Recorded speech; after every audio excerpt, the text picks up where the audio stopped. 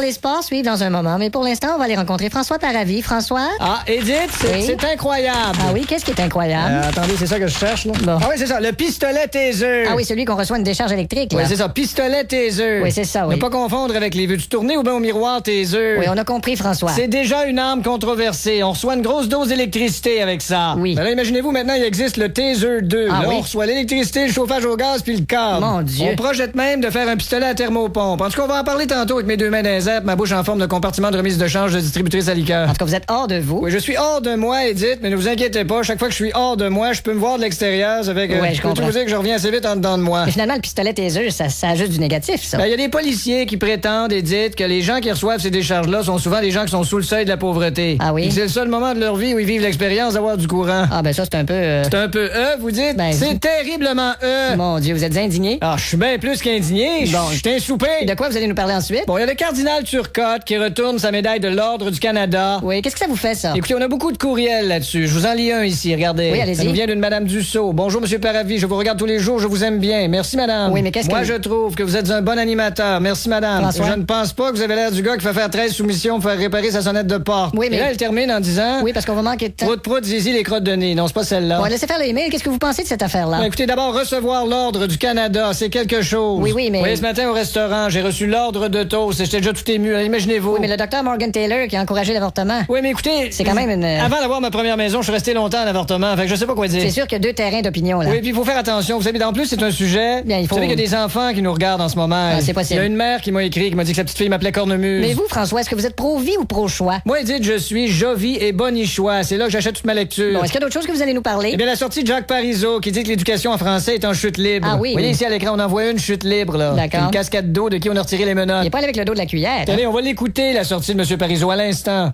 Premièrement, on va pas se mettre à retourner en arrière en se disant qu'on peut être l'humanité. C'est incroyable, l'éducation. Oh, mais vraiment, à ce point. Je suis de regarder derrière nous, de voir ce qu'il y a de plusieurs l'avenir.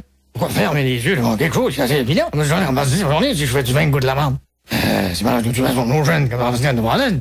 Il faut pas chercher à généraliser. Nous reçoit des situations parce qu'on se dit trop de pièces à la classe. J'ai pas l'intention de descendre dans la rue puis de brandir des pancartes sur lesquelles serait écrit, ouvrez les guillemets, le vin que je fabrique goûte les excréments sifflés. Eh bien, voilà, Edith, alors on se revoit en après-midi. Merci, François.